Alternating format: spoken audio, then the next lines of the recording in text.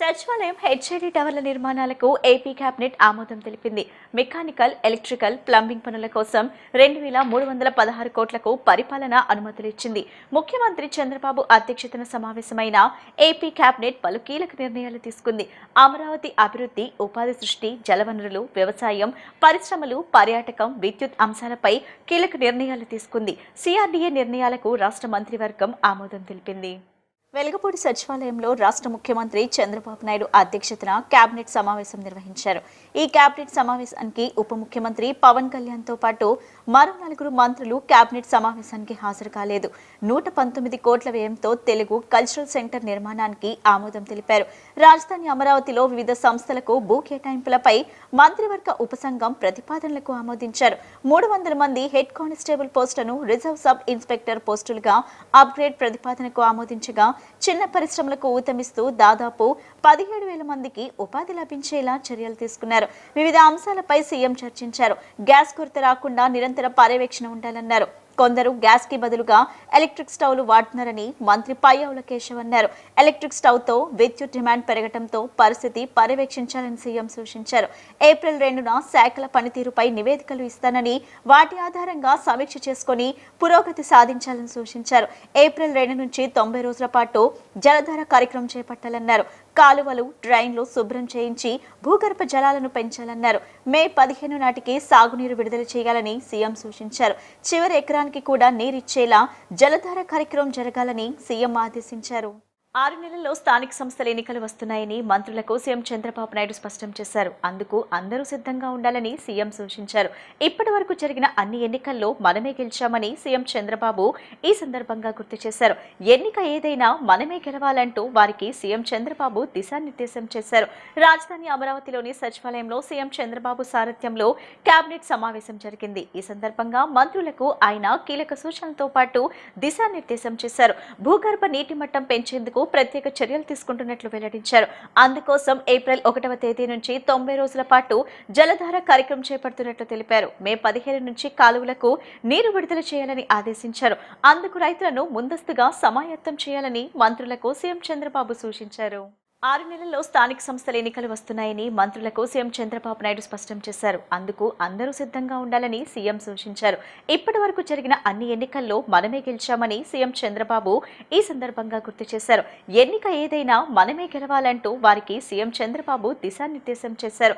రాజధాని అమరావతిలోని సచివాలయంలో సీఎం చంద్రబాబు సారథ్యంలో కేబినెట్ సమావేశం జరిగింది. ఈ సందర్భంగా మంత్రులకు ఆయన కీలక సూచనలతో పాటు దిశానిర్దేశం చేశారు. భూగర్భ నీటి మట్టం పెంచేందుకు ప్రత్యేక చర్యలు తీసుకుంటున్నట్లు వెల్లడించారు. అందుకోసం ఏప్రిల్ 1వ తేదీ నుంచి 90 రోజుల పాటు జలధార కార్యక్రమం చేపడుతున్నట్లు తెలిపారు. మే 15 నుంచి కాలువలకు నీరు విడుదల చేయాలని ఆదేశించారు. అందుకు రైతులను ముందస్తుగా సమాయత్తం చేయాలని మంత్రులకు సీఎం చంద్రబాబు సూచించారు. ప్రకృతి వ్యవసాయంతో ఆదర్శంగా నిలుస్తున్న గుంటూరు జిల్లా రైతు రోసయ్యను ఆంధ్రప్రదేశ్ ముఖ్యమంత్రి చంద్రబాబు నాయుడు ప్రశంసించారు. రైతు రోసయ్య చేస్తున్న ప్రకృతి సాగును కొనియాడుతూ అభినందనలు తెలిపారు.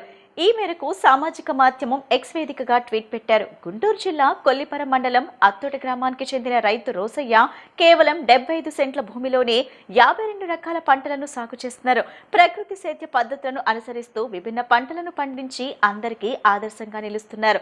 చిన్న స్థలంలోనే విభిన్న పంటలను సాగు చేసి మంచి ఆదాయం పొందడం ఆయన ప్రత్యేకతగా మారిందని తెలిపారు. ఇవాళకి 82 సంవత్సరాలు నేను చెట్టు ఎక్కుతున్నానంటే షుగరు, బీపీలు ఇవన్నీ లేకపోతేనే కదా.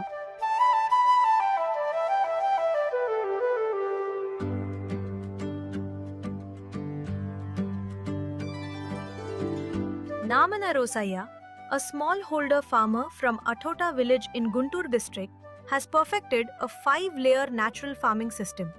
On just 75 cents of land, he grows 52 varieties of crops from diverse families throughout the year. వెనక రసాయనాలు లేవు అసలు. ఆముద పిండి, వేరుశనగ పిండి, యాప పిండితోనే పండించుకునేవాళ్ళం. మరి రైతుకి ఖర్చులు బాగా మిగలాలి కదమ్మా. మరి దాన్ని బట్టి ఒక్కొక్కళ్ళు మారటం మొదలేశారు. అలా 2000 సంవత్సరం వచ్చేటప్పటికి పూర్తిగా రసాయనిక వ్యవసాయం అయిపోయింది.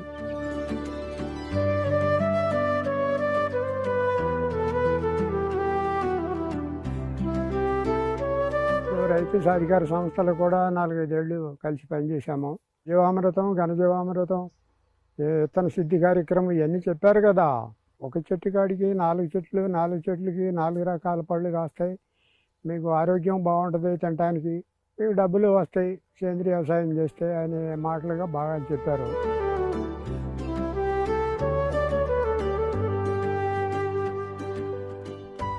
మాకు ఇక్కడ అచ్చంగా వరి తర్వాత జొన్న, ఇక రెండో పంట లేదు ఇక్కడ. మరి కొత్త రకం పంట వేస్తే డబ్బులు వస్తాయని నేను ఆలోచించి కొబ్బరిని ఎంచుకున్నాను ముందు. దానిమ్మటే 2 సపోటాలు, 2 దానిమ్మలు, 2 బత్తాయిలు ఇట్లా ఇంట్లోకి పెట్టుకున్నాము.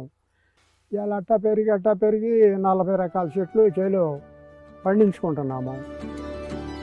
Farmer Rosaya practiced natural farming methods such as seed palletization and the application of bioinoculants like Ghana Jeevamrutham, helping to improve and strengthen soil health.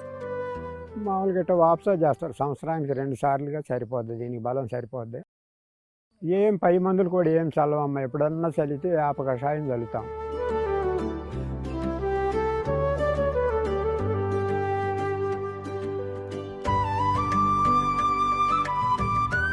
Five layers పంట అంటారు నా చేను మొత్తాను. తక్కువ భూమిలో ఎక్కువ పంటలు పండించుకోవచ్చు. క్యాండిల్స్కి పైకి పోయిన తర్వాత దాని వేడిని బట్టి పంట వేయాలండి. కింద ఎంత వేడి కావాల్సి వస్తే ఆ మొక్కను నాటాలి అక్కడ. అప్పుడు కొబ్బరి పైకి వెళ్ళిపోయింది, కింద మొక్కలకి వేడి బాగా తగులుతుంది, అందువల్ల ఏదైనా పండుతున్నాయి అన్నమాట. అట్లాగే అరటి, నిమ్మ, ఇప్పుడు మన సపోటా ఇవన్నీ మామూలుగానే కాస్తున్నాయి. అట్లాగే ఆకుకూరలు కూడా మనకు కాస్తున్నాయి. మళ్ళీ భూమిలో వేసుకుంటే దుంపలు కూడా వస్తున్నాయి. నా చేలో ఒక చెట్టు ఉందమ్మా, 85 కాయలు ఇచ్చింది. ఒక గెలకి 85 కాయలు ఇచ్చింది. ఎన్ని గెలలో 8 గెలలు ఇచ్చిందట. 70, 75, 80, 75 అట్ట. ఎన్ని డబ్బులు వస్తాయి? అదిరిపోయి నాకు మోగు తెగిపోద్దాం అనిపించింది కింద దిగటానికి.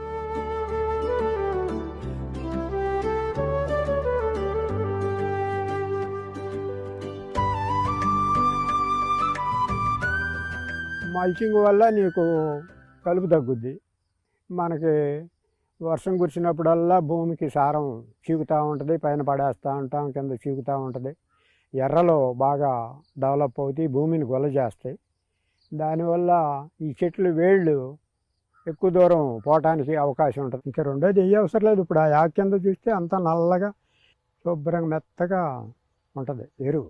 భూమి ఏమీ మారకుండా చవుడు పోకుండా నిలబడింది ఇది. ఇప్పుడు అవన్నీ నిన్న మొన్న హింసేలు కూడా చవుళ్ళు వచ్చేస్తున్నాయి.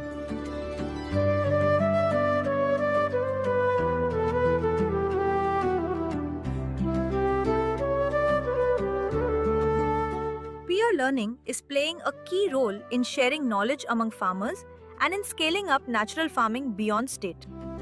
మేము కూడా వేసుకుంటే ఇట్లా బాగుంటుందని అందరూ చూసిపోయేవాళ్ళు. మేము కూడా వేస్తున్నామండి, మేము కూడా వేసుకుంటున్నామని చెప్పేవాళ్ళు. ఇదే విత్తనం తీసుకెళ్ళి మళ్ళీ వేసుకుని వాళ్ళు పండించుకుంటున్నారు.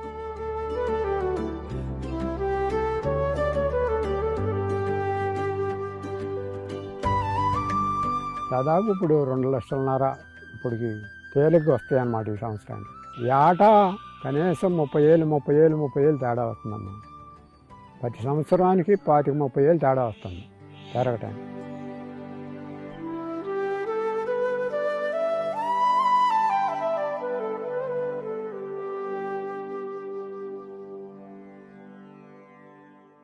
రాష్ట్ర పురపాలక శాఖ మంత్రి పొంగూరు నారాయణ ఉండవల్లి ప్రాంతంలో పర్యటించి అక్కడ జరుగుతున్న అభివృద్ధి పనులను పరిశీలించారు.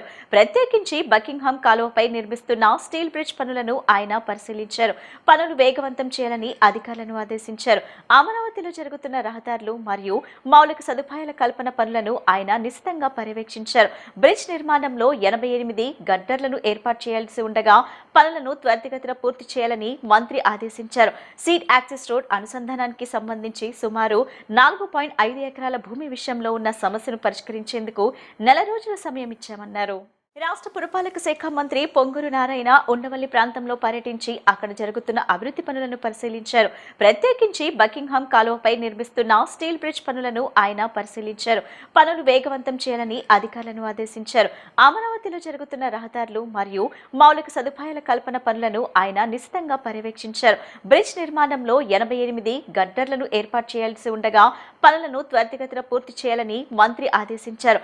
సీడ్ యాక్సెస్ రోడ్ అనుసంధానానికి సంబంధించి నుంచి సుమారు 4.5 ఎకరాల భూమి విషయంలో ఉన్న సమస్యను పరిష్కరించేందుకు 4 రోజుల సమయం ఇచ్చామన్నారు. అధికారులు అయితే ఈ మంత్ ఎండింగ్ యాక్చువల్గా దాన్ని ఇచ్చేస్తాం, ఈ మంత్ ఎండింగ్ యాక్చువల్గా పూర్తి అయిపోతుంది అన్నారు. ఫస్ట్ వీక్లో దీన్ని యూటిలైజ్ చేయొచ్చు అన్నారు. అదేవిధంగా ఈ బకింగ్హామ్ కెనాల్ ముందు యాక్చువల్గా అక్కడ 2 కెనాల్స్ ఉన్నాయి. ఒకటి గుంటూరు ఛానల్, కొండవీటి వాగు. ఆ రెండింటి మీద 240 మీటర్ల లెంత్లో ఒక బ్రిడ్జ్, స్టీల్ బ్రిడ్జ్ జరుగుతుంది. అది కూడా వర్క్ జరుగుతుంది. అది కూడా నెక్స్ట్ మంత్లో వాళ్ళు కంప్లీట్ చేస్తూ ఉన్నారు. ఈ 2 అయిపోతే సీడ్ యాక్సిస్ రోడ్ ఏదైతే ఉందో అది డైరెక్ట్గా మంగళగిరి రోడ్డు మీకు ఎక్కుతుంది. అయితే ఈ సీడ్ యాక్సిస్ రోడ్ ఫ్యూచర్లో నేషనల్ హైవే ఏదైతే ఉందో నేషనల్ హైవే తోటిగా ప్లాన్ చేస్తామో దాన్ని కూడా వర్క్ టేకప్ చేశారు. ఈ విధంగా అమరావతి క్యాపిటల్ సిటీలో ఏదైతే ఈ క్యాపిటల్ సిటీలో పోవడానికి ఈరోజు బండ్ రోడ్ని యాక్చువల్గా యూటిలైజ్ చేస్తున్నాం. ఈ బ్రిడ్జ్ కానీ పూర్తి అయిపోతే, 2 బ్రిడ్జిలు పూర్తి అయిపోతే ఇంకా బండ్ రోడ్డు మీద పోవాల్సిన అవసరం ఉండదు. బండ్ రోడ్డు కూడా యాక్చువల్గా టేకప్ చేసి అది కూడా యాక్చువల్గా టెండర్ అయిపోయింది. దాన్ని కూడా యాక్చువల్గా వీలైన తొందరలో దాన్ని కూడా అలాట్ చేసి బండ్ రోడ్డు కూడా టేకప్ చేయడం జరుగుతుంది. ఈ విధంగా అమరావతి క్యాపిటల్ సిటీలో ఏదైతే అధికారుల కోసం 4026 హౌసెస్ కడుతున్నాం అవి ఎంతో వేగవంతంగా జరుగుతున్నాయి. ఎమ్మెల్యేలు, ఎమ్మెల్సీలు, ఐఏఎస్ ఆఫీసులు అయితే ఆల్మోస్ట్ అయిపోయింది, కబోర్డ్స్ బిగిస్తున్నారు. అదేవిధంగా విల్లాస్ వర్క్ కూడా ఎంతో వేగంగా జరుగుతుంది. అదేవిధంగా గ్రూప్ 1, గ్రూప్ 2, అదేవిధంగా గ్రూప్ డి ఆఫీసర్లు కూడా కబోర్డ్లు, డోర్స్ బిగిస్తున్నారు.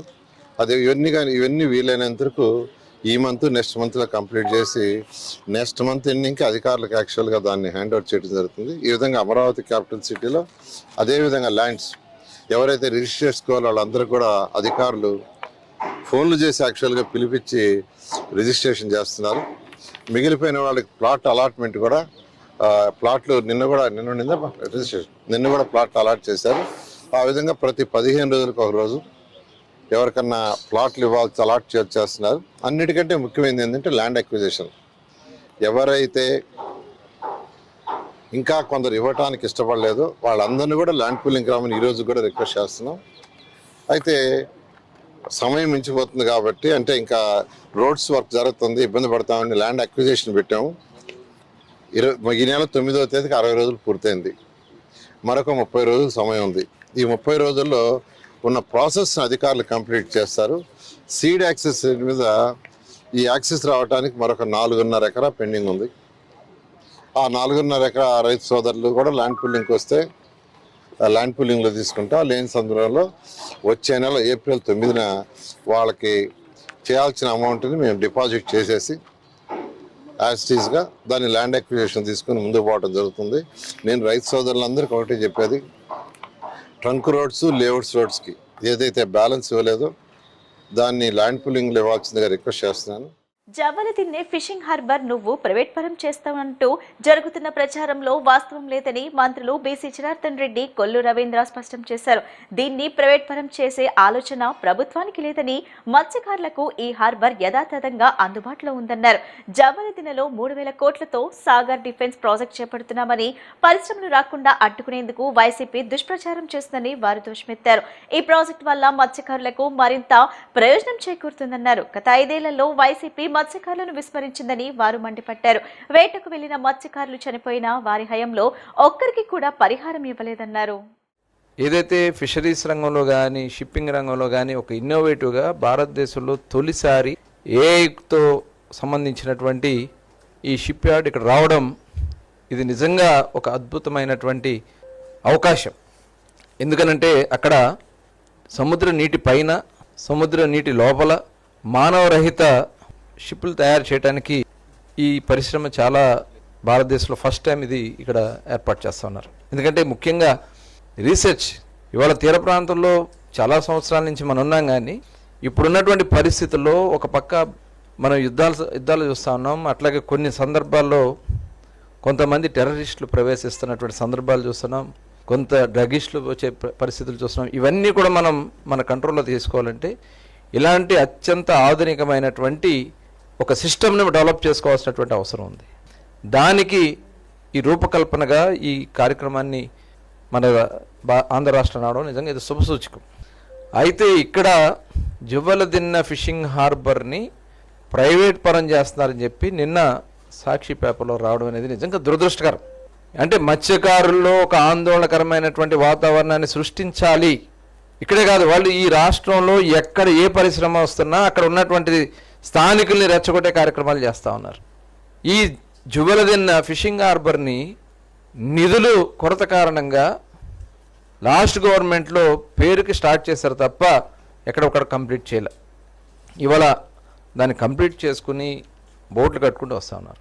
అయితే దీంట్లో వాళ్ళకి అప్పచెప్తున్నారనేది పచ్చి అబద్ధం.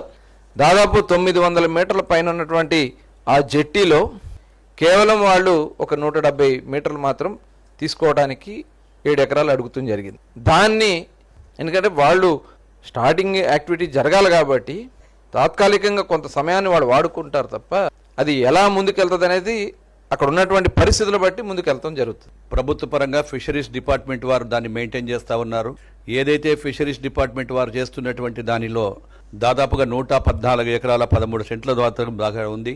దానిలో కేవలం 7 ఎకరాలు మాత్రమే దానికి సంబంధించింది మాత్రం సాగర్ డిఫెన్స్ వారికి ఇవ్వడం జరిగింది. అదేవిధంగా ఏదైతే ఈ యొక్క ఫిషింగ్ హార్బర్ ఉందో దానివల్ల కూడా అక్కడ ఉన్నటువంటి ఫిషరీస్ పట్టుకునే మత్స్యకారులకు అందరికీ కూడా ఉపయోగపడే విధంగా ఉంటుంది. వాళ్ళకు ప్రయోజనాలు ఉంటాయి. ఏదైతే ఉంటుందో ఈ ఉపగ్రహాల ద్వారా కూడా సముద్రం ద్వారా కానీ చేపల వేటకు వెళ్ళిన వారికి కానీ ఏదైనా సమాచారం అందజేయాలంటే కూడా దానికి కూడా ఉపయోగపడుతుంది అనేటువంటి ఉద్దేశంతోనే అక్కడ దానికి కేటాయించడం జరిగింది. వాతావరణం కానీ తుఫాన్లు కానీ ఇంకా ఏ ఇష్యూ వచ్చినా కానీ కూడా మత్స్యకారులకు ఉపయోగపడేటువంటిది సమాచారం అంతా కూడా దాని ద్వారా సేకరించడానికి అవకాశాలు ఉంటాయని కూడా మెరుగైన సేవలు కానీ కమ్యూనికేషన్స్ కానీ డ్రోన్ల ఉపగ్రహాలు కానీ వీటన్నిటి మీద కూడా కేవలం ఈరోజు వైఎస్ఆర్ పార్టీకి సంబంధించిన నాయకులు కావచ్చు వాళ్ళ లీడర్లు కూడా మాట్లాడుతూ ఉన్నారు. పరిశ్రమలో ఇష్టం లేదు. ఇప్పుడు 2500 నుంచి 3000 కోట్ల రూపాయలతో ఈ పరిశ్రమ పెట్టబోతా ఉన్నారు సాగర్ డిఫెన్స్ది. ఆ పెట్టేటువంటి పరిశ్రమను ఏ విధంగా మళ్ళీ బయటకు పంపాలి, పరిశ్రమలు రాకుండా పోవాలి, ప్రభుత్వానికి వచ్చేటువంటి మంచి పేరు రాకుండా ఉండాలి అనే ఉద్దేశంతోనే ఏ పరిశ్రమ వచ్చినా దాని మీద నిందలు వేయటం, దాన్ని మళ్ళీ వెనక్కు పంపడం, లేకుంటే వారిని బెదిరించడం, రాకుండా అడ్డుపడడం తప్ప ఏ రోజు కూడా పరిశ్రమలు రావాలనేటువంటి వారికి లేదు. కూటమి ప్రభుత్వం వచ్చిన తర్వాత గతంలో పరిశ్రమలన్నీ కూడా పారిపోతే ఈరోజు మా నాయకుడు కూటమి వచ్చిన తర్వాత ఒక బ్రాండ్ అంబాసిడర్గా మా గౌరవ ముఖ్యమంత్రి గారు కావచ్చు, లోకేష్ బాబు గారు కావచ్చు, అటు పవన్ కళ్యాణ్ గారు కావచ్చు, నిత్యం పరిశ్రమలు వచ్చేవారితో అనుసంధానం చేస్తూ వారికి సింగిల్ విండో విధానంలో ఏమైనా అనుమతులు అవసరమైతే వారికి ఇవ్వడం, ల్యాండ్ ఇష్యూస్ ఉంటే ల్యాండ్ ఇష్యూస్ మీద కూడా ఇవ్వడం, అక్కడే మాకు ఉండేటువంటి I&I ద్వారా ఏదైతే మాది ఉందో మ్యారిటైమ్ బోర్డులో కూడా అనేకమైన ఏదైనా అవసరం ఉండేటివి కూడా సింగిల్ విండోతో ఇచ్చి వారి అనుమతులకు తొందరగా ఇవి రావాలనే ఉద్దేశంతోనే ప్రతి ఒక్కటి కూడా చేస్తూ ఉన్నాం. 10వ తరగతి పరీక్షలకు అన్ని ఏర్పాట్లు పూర్తయ్యాయని జిల్లా కలెక్టర్ లక్ష్మీ షా స్పష్టం చేశారు. ఈ ఏడాది విద్యార్థుల ఉత్తీర్ణత శాతాన్ని పెంచే లక్ష్యంతో పనిచేశామని తెలిపారు. ప్రభుత్వం ప్రవేశపెట్టిన 100 డేస్ యాక్షన్ ప్లాన్ విజయవంతంగా పూర్తయిందన్నారు. 10వ తరగతి పరీక్షలు మార్చి 16 నుంచి ఏప్రిల్ 1 వరకు జరుగుతాయన్నారు. విద్యార్థులు సకాలంలో పరీక్షా కేంద్రాలకు చేరుకోవాలని సూచించారు. జిల్లా వ్యాప్తంగా మొత్తం 27,360 మంది విద్యార్థులు పరీక్షలకు హాజరు కానున్నారని తెలిపారు. పరీక్షల నిర్వహణ కోసం జిల్లాలో 149 కేంద్రాలను గుర్తించి అక్కడ మౌలిక సదుపాయాలను కల్పించామని చెప్పారు. సుమారు 1600 మంది ఇన్విజిలేటర్లు, 300 మంది చీఫ్ సూపరింటెండెంట్లు, ఇన్వెస్టిగేటింగ్ ఆఫీసర్లను పనిచేస్తారన్నారు. ఎండల తీవ్రత దృష్ట్యా ప్రతి కేంద్రంలో మెడికల్ క్యాంపులు, ORS ప్యాకెట్లు, తాగునీటి సౌకర్యం అందుబాటులో ఉండే విధంగా చర్యలు తీసుకుంటామన్నారు. హాల్ టికెట్ చూపించిన విద్యార్థులకు ఆర్టీసీ బస్సుల్లో ఉచిత ప్రయాణ సౌకర్యం కల్పిస్తున్నామని వివరించారు. విద్యార్థులు సకాలంలో చేరుకోవాలని సూచించారు.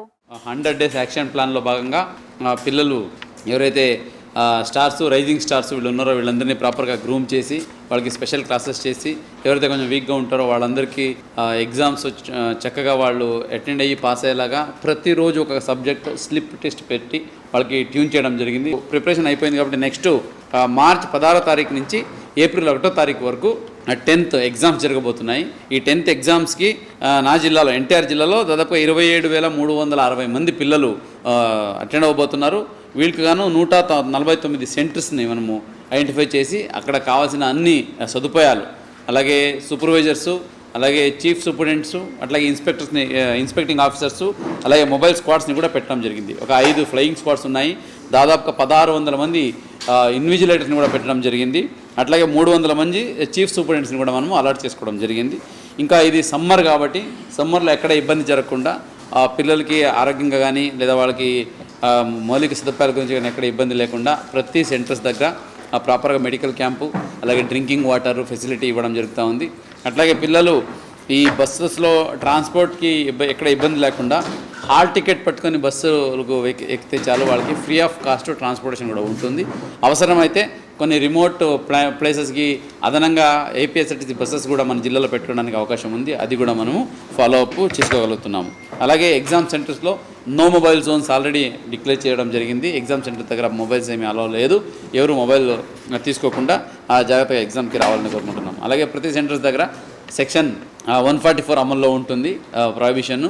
కాబట్టి ఎవరు అక్కడ అన్ఆథరైజ్డ్ ఎంట్రీ ఉండదు, దాన్ని దయచేసి గమనించాలి. అలాగే 1000 మీటర్ల వరకు, అంటే ఎగ్జామ్ సెంటర్ నుంచి 1 కిలోమీటర్ రేడియస్లో ఎక్కడ జిరాక్స్ షాప్స్ కానీ ఇవన్నీ కూడా ఏవి ఓపెన్ లేకుండా అవన్నీ క్లోజ్ చేయడం జరిగింది. ఎవరైతే చిల్డ్రన్స్ విత్ స్పెషల్ నీడ్ ఉన్నారో వీళ్ళు ఒక 193 మంది ఉన్నారు జిల్లాలో, వీళ్ళకి గ్రౌండ్ ఫ్లోర్లోనే పెట్టడం జరిగింది. అలాగే వాళ్ళకి స్క్రైబ్స్ ఫెసిలిటీ, అంటే రాయడానికి కావాల్సిన ఆ సపోర్ట్ కూడా ఇవ్వడం జరుగుతూ ఉంది. సమస్య ఏదైనా తన దృష్టికి తీసుకువస్తే అండగా ఉంటానని విద్య, ఐటీ శాఖల మంత్రి నారా లోకేష్ భరోసా ఇచ్చారు.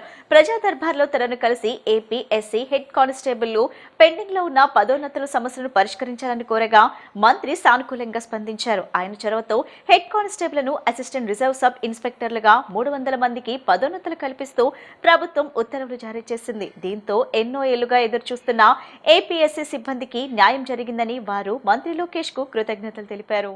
ఈరోజు వచ్చినటువంటి మన ఆంధ్రప్రదేశ్ రాష్ట్ర క్యాబినెట్ మీటింగ్ నందు మా ఏపీఎస్పీ హెడ్ కానిస్టేబుల్స్ నుంచి ఏఆర్ఎస్ఐగా 300 మందికి అప్గ్రేడింగ్ ప్రమోషన్స్ ఇచ్చినటువంటి మా రాష్ట్ర ప్రభుత్వానికి మరియు మా పోలీస్ అధికారులందరికీ కూడా ఈ సభాముఖంగా మా 300 మంది హెడ్ కానిస్టేబుల్స్ కృతజ్ఞతలు తెలియజేస్తున్నాం సార్. యాక్చువల్గా ఇది మనకి 2019 నాటి టీడీపీ గవర్నమెంట్ ఉన్నప్పుడే మాన్యశ్రీ గౌరవ శ్రీ చంద్రబాబు నాయుడు సార్ అప్పుడే సివిల్, ఏఆర్, ఏపీఎస్పీ ఈ 3 విభాగాలకు కూడా అప్పుడే శాంక్షన్ చేయడం జరిగింది సార్. ఆ కాలంలో సివిల్కి, ఏఆర్కి శాంక్షన్ అయినాయి సార్. వేరేజ్ మా ఏపీఎస్పీకి వచ్చేసరికి కొన్ని సాంకేతిక కారణాలు మరియు ఎన్నికల నియమావళి రావడంతో కొంత జాప్యం జరిగింది సార్. దాని తర్వాత 2019లో నుంచి 2024 వరకు ఏర్పడినటువంటి నూతన ప్రభుత్వానికి కూడా మాకు జరిగినటువంటి అన్యాయాన్ని కూడా పెద్దలకి వివరించడం జరిగింది సార్. వారి దగ్గర నుంచి సరైన స్పందన అయితే రావడం కరువైంది సార్. తదనంతరము యువగలం ప్రోగ్రాం నందు మా మంగళగిరి కాన్స్టిట్యున్సీ నుంచి మా మాన్యశ్రీ గౌరవ ఐటీ మినిస్టర్ లోకేష్ సార్కి మా యొక్క రిప్రజెంటేషన్ ఇవ్వడం జరిగింది సార్. మాకు జరిగినటువంటి అన్యాయం గురించి సార్కి వివరించడం జరిగింది సార్. సార్ ఆ రోజే చెప్పారు సార్, ఖచ్చితంగా మన ప్రభుత్వం వచ్చిన తర్వాత మీ ఏపీఎస్పీ హెడ్ కానిస్టేబుల్ అందరికీ కూడా న్యాయం చేస్తామని చెప్పారు సార్. అన్న మాట నిలబెట్టుకొని 2024 మన కొత్త ప్రభుత్వం ఏర్పడిన తర్వాత మన హోమ్ మినిస్టర్ మేడం గారికి అలాగే నారా లోకేష్ సార్ గారికి ప్రజా దర్బార్ నందు కూడా మరొక్కసారి రిమైండ్ చేయడం జరిగింది సార్. వెంటనే లోకేష్ సార్ దీని మీద వెంటనే చర్య తీసుకోమని చెప్పేసి సంబంధిత అధికారులకు దీని గురించి చెప్పడం జరిగింది సార్. ఈరోజు ఆ యొక్క కళ అన్నది మాకు నెరవేరింది సార్.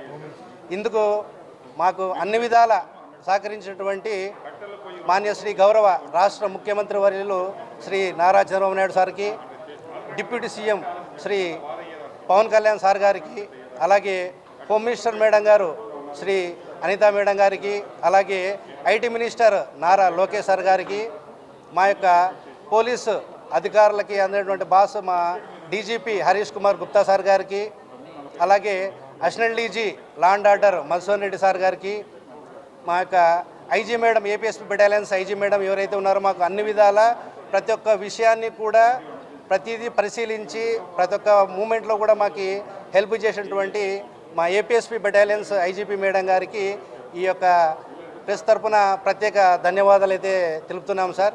దీనికంటే ముందు కూడా పాత డీజీపీలు ద్వారకా తిరుమలరావు సార్ గారు దీనికి సహకరించారు సార్. అలాగే అడిషనల్ డీజీ బాగ్చి సార్ గారు, ఇటువంటి వాళ్ళందరూ కూడా సహాయ సహకారాల వల్ల ఈ యొక్క 300 మంది హెడ్ కానిస్టేబుల్లకి అప్గ్రేడేషన్ ఏఆర్ఎస్ఐ పోస్టులు ఇవ్వడం జరిగింది సార్.